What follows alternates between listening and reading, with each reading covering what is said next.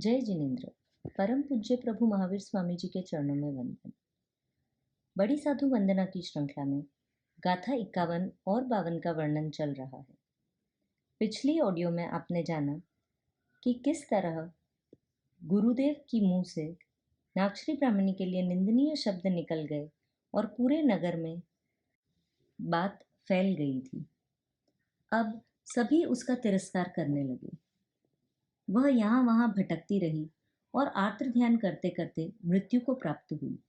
फिर नरक गति में, स्थावर काय में अनेक जन्म लेने के बाद उस जीव ने भरत क्षेत्र में अंग देश की राजधानी चंपा नगरी में सागरदत्त सार्थवाह की पत्नी भद्रा की कुक्षी से पुत्री सुकुमालिका के रूप में जन्म लिया। बचपन तो अच्छा बीता, लेकिन यौवन में प्रवेश करते ही पता चला कि उसके जीवन में पति का सुख ही नहीं लिखा है। शादी करवाई गई, लेकिन जैसे ही पति ने उसे छुआ तो उसका स्पर्श तलवार, सुई या भाले जैसा तीक्ष्ण यानी चुभन वाला लगा। साथ ही सुकुमालिका के हाथ के स्पर्श से पति को भयंकर जलन और खुजली सताने लगी। इस कारण वह पहली ही रात सुकुमालिका को पिता के घर पर ही छोड़कर चला गया। इससे वह बहुत दुखी हो गई। फिर पिता के कहने पर दान धर्म में अपना मन लगाने लगी। एक बार दानशाला में साध्वी समूह का आना हुआ।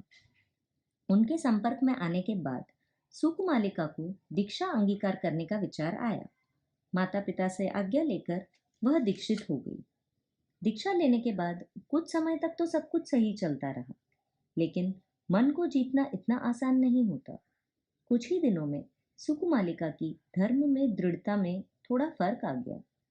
अब गुरुणी और बाकी साध्वियां उसके व्यवहार को लेकर रोक टोक करने लगी। उसे यह अच्छा नहीं लगता था, इसलिए वह उनसे अलग हो गई। वह तप तो बहुत करती थी, लेकिन अब संयम में शिथिलता आ गई थी। एकांत में कहीं भी जाकर साधना करने लगती, चाहे वह स्थान निर्दोष हो या ना हो। एक बार ऐसे ही वह एक उद्यान में अकेले ही साधना कर रही थी, लेकिन आसपास कुछ आवाजें होने की वजह से ध्यान में मन नहीं लग पा रहा था। आंखें खोली तो देखा 5 पुरुष और उनके बीच एक नारी उद्यान में अपनी ही मस्ती में खोए हुए हैं। पांचों ही पुरुष उस एक स्त्री को लुभाने में लगे हुए हैं।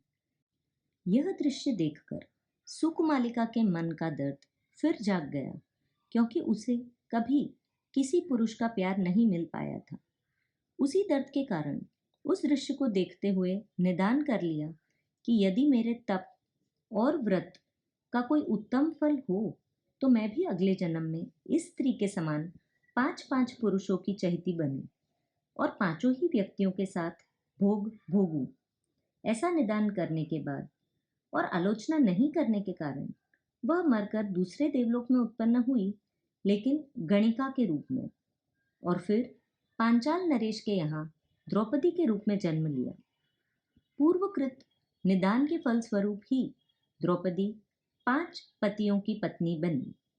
द्रौपदी के भव में 1 मास का संधारा करके 5वें देवलोक में 10 सागरोपम की आयुष्य वाले देव बने।